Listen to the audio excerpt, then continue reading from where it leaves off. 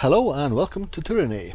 We have just arrived at Tunon's court, I got it. who is our leader. So this lady here, let's speak with her since you're a named character. Lady Lucretius, Bastard City, okay. This well-dressed older woman stands apart from the milling crowds of nobles. She stares off into distance, oblivious to your approach until you're right in front of her. Oh, greetings, she offers a reserved smile. Anda Lucretius, formerly of Thistleholm, you have the look of someone who belongs here. A fate binder, no doubt. She nods. Do you need something from me? Right,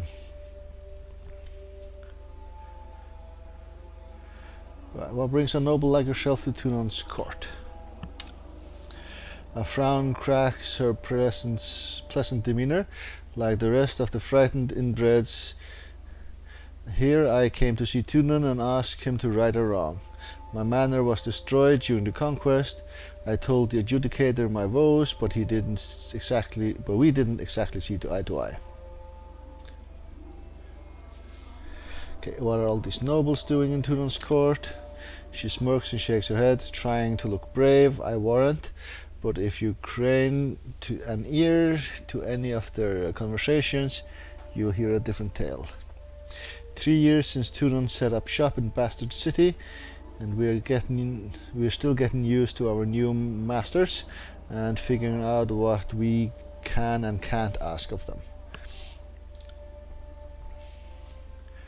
Okay, how has the Bastard City fared since the conquest?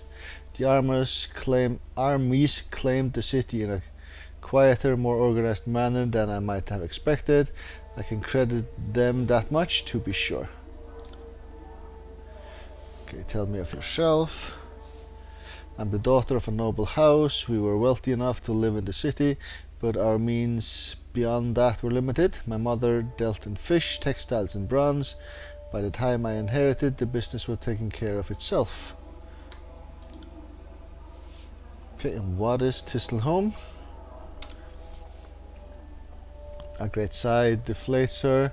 It was my family's ancestral hall. The oldest stones dated back to the years when the Bastard City was naught but a dozen roofs and wagons clustering for warmth.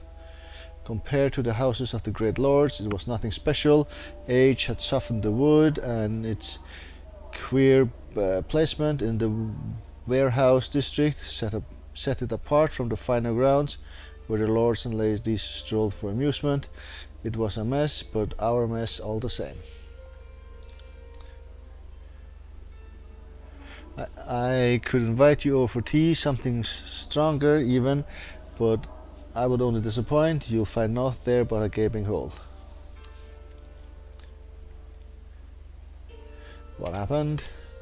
Collateral damage happened. When the adjudicator cast his judgment on the Bastard City, he destroyed the district of the corrupt merchant kings, their manors, their counting houses, and yes, their warehouses. Aged, dignified Thistleholm collapsed as a massive sinkhole opened under her foundation. The Bastard City's laws may not have been perfect by Kairos standards, but my family followed them with respect and never took a copper ring more than what we deserved.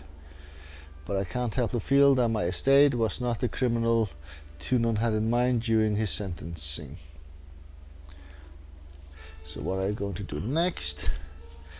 That's the question, isn't it? I appealed to the adjudicator, thinking he would see reason.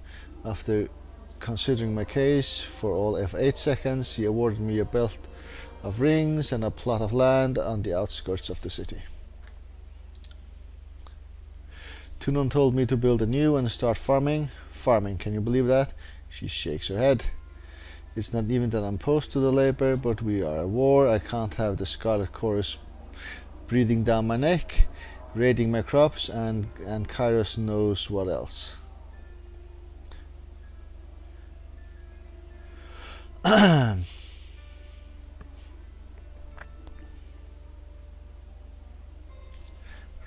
Right, so Tunan's words is Kara's laws, whether you think it fair or not.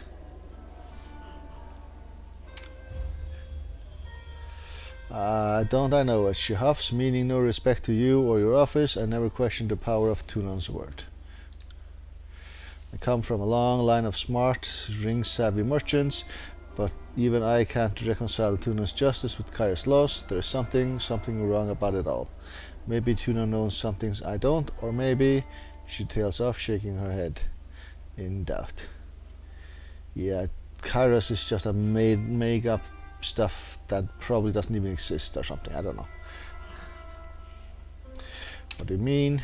People come here for justice. They usually get a version of it, but Tunan's version, not theirs. Half of the time, they don't even get what they wanted out of a ruling in their favor. She shakes her head. The deed to the farm, for instance. Not to put my own ignorance on display, but even if more people knew how Kairos laws worked, they might not come here seeking for a ruling at all, even a fair one. Tunan is a servant of law, but he is the overlord's vassal as much as any of us. Sometimes it seems he uses his position to twist everything in the Empire's favor. We are just pieces on a board, and he can move us wherever the law justifies that we stand. Okay, that sounds, well, legal. That doesn't sound legal.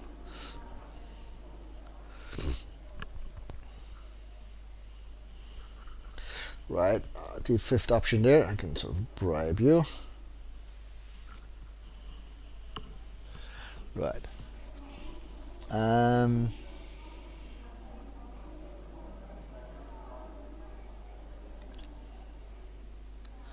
Kairos defines law. That isn't for either of us to question, I guess. She sighs. I suppose not. The bastard city used to have the laws of woman and mankind, but now we have the laws of the overlord. The people will get accustomed to it in time, and so will I. Good day, Fatebinder. Yeah, we're just following the company line here. What's this? Some pits that you could get thrown into. Okay, there's a lot of named people up here. Fatebinders. Bitter Quip we've met before. Aurora we have met before. And there's Tunan, alright.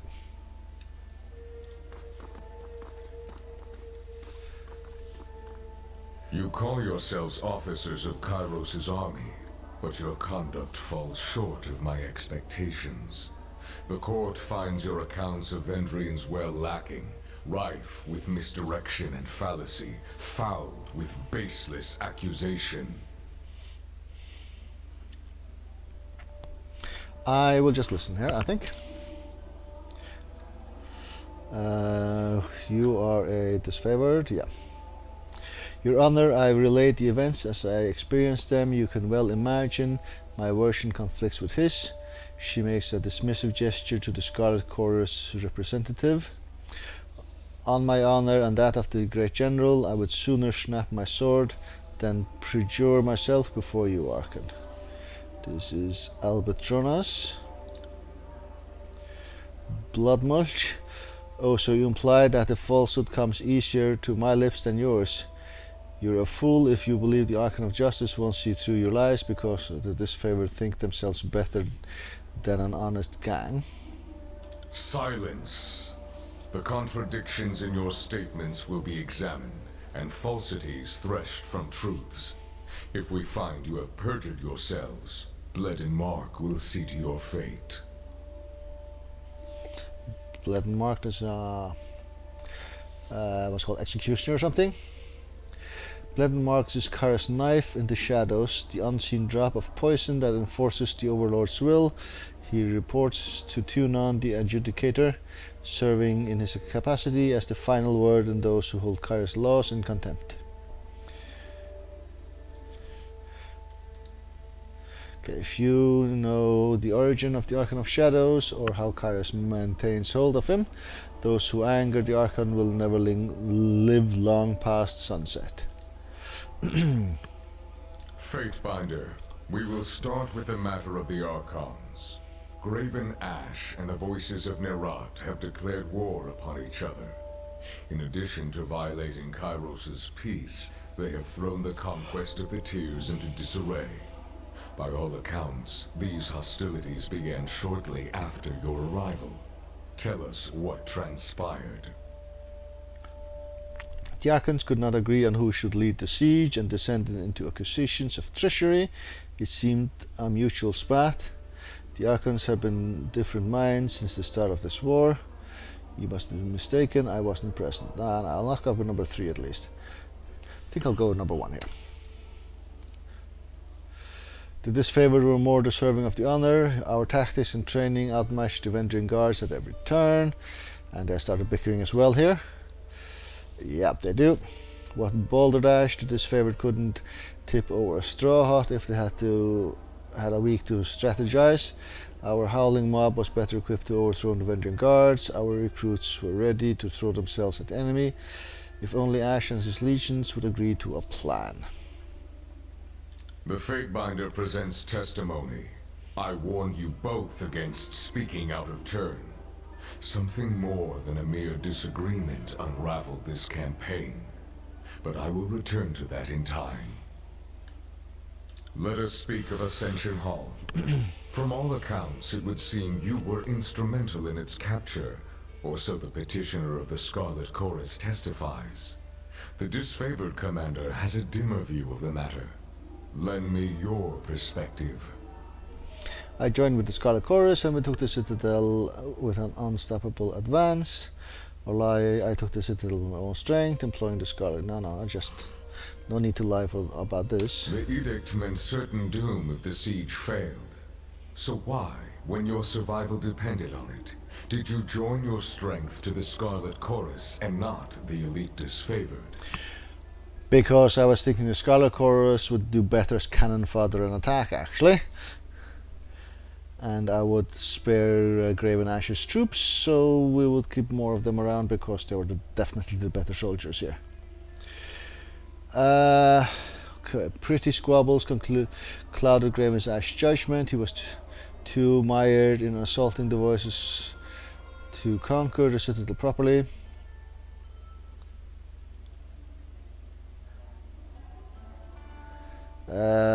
Neither of those actually suit the proper answer, but okay.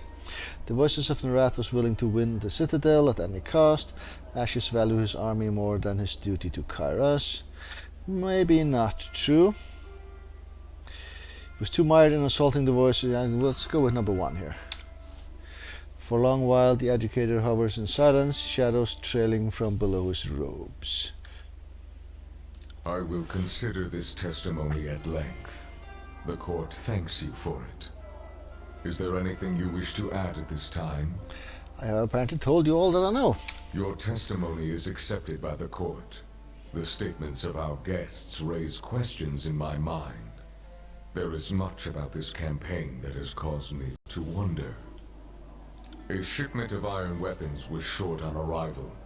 Where coveted iron is concerned, I don't believe it to be a clerical error. One of my agents recovered this seal in Echo Call. It belongs to a merchant collective. Lethian's Crossing is teeming with their kind. If you would root out treachery, I would advise starting there. Petitioners, leave us. I would have a private audience with the Fatebinder. Ascend and join me. You will find the way opened. Okay, speak with Tunon privately. Find the way open. So where is the way?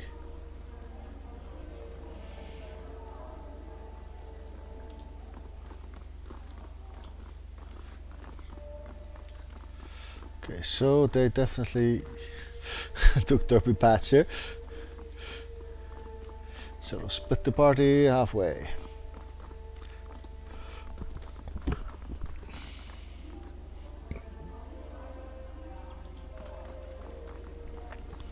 This civil war, this feud, is an insult to Kairos' peace. It should not have taken the better part of a year to silence the last vestiges of the Oathbreakers. I'll agree. Our allies squabble while our enemies regroup. It falls upon the court to measure the extent of the damage, and to execute the agents of disorder. I suspect that treachery, negligence, disunity, and greed have infected one or both of our esteemed allies. Until you are instructed otherwise, this matter is the court's primary focus. Alright. Graven Ash and the voices of Nerat must be examined in close detail. You are charged with observing the Archons and presenting your case that one of them has wrought chaos and disorder upon the tiers. Okay, what if I find them both blameless? Could they not both be guilty? I guess we'll go on number 3. It's possible, but the momentum of the conquest up to this point suggests otherwise. The failure at Vendrian's Well implies a coordinated will behind the chaos. As always, you will be held accountable for what you do in the court's name, but you are free to conduct your investigation in the manner of your choosing. You must expect lies, misdirection, and manipulation. Suffer not such obstructions of justice. They say the voices of Nerat holds you in higher regard than most. Use this alliance to enter his confidence. It seems unlikely the Archon of Secrets is more honest with friends than with rivals, but to his friends, he has been known to divulge much. The disfavored will likely be less cooperative with your investigation. They will no doubt assume Graven Ash's honor is beyond reproach, which is all the more reason to scrutinize the Archon of War closely. And if the ironclad forces discourage your inquiry, I charge you to make them talk. Speak their language of battle if you must.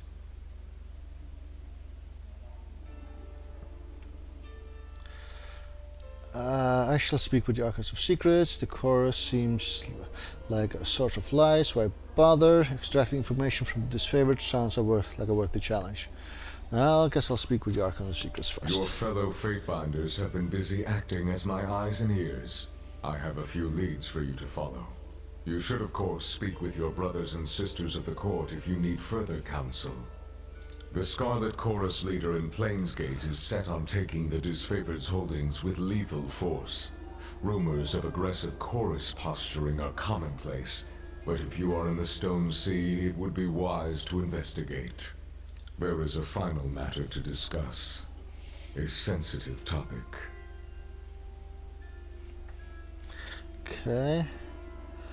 What concerns the court? In spite of the many shortcomings at Vendrian's Well, you managed to make a name for yourself. You proclaimed an Edict of Kairos, resolved its demanding conditions, and ascended the mountain spire. Any one of these feats would be worthy of recognition by the highest authority. You managed to accomplish 3. 2 non-hovers in observance, awaiting a response.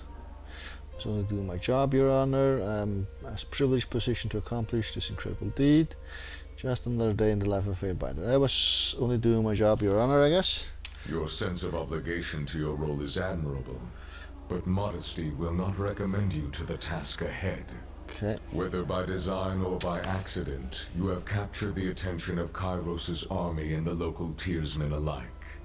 This is no small opportunity, and the court charges you with exploiting your new standing to its fullest potential.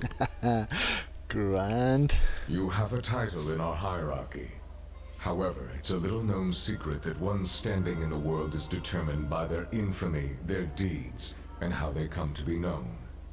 Mind this notion as you bring justice to this lawless frontier. There may come a time when your deeds speak for you louder than any title.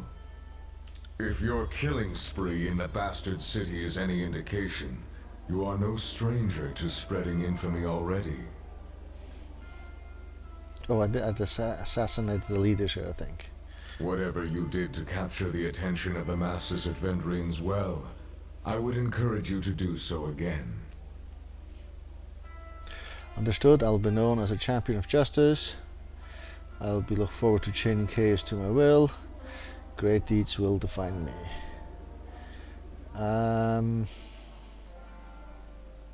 Look forward to chaining chaos to my will here. So long as order and Kairos' law follow in your wake, you may dispatch chaos however you see fit. You are dismissed. Should the court have need of your presence, you will receive word. Go forth and do my bidding, and bring glory and honor to the tears in Kairos' name. Okay, Tyranny raps his gavel against the floor in a singular note, the resounding throughout the hall. Guess the meeting is over. Travel to Cacophony.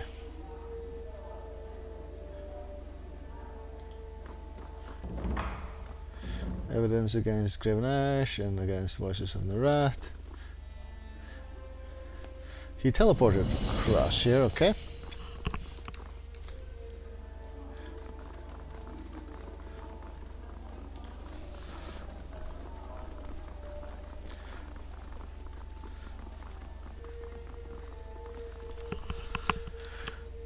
Right.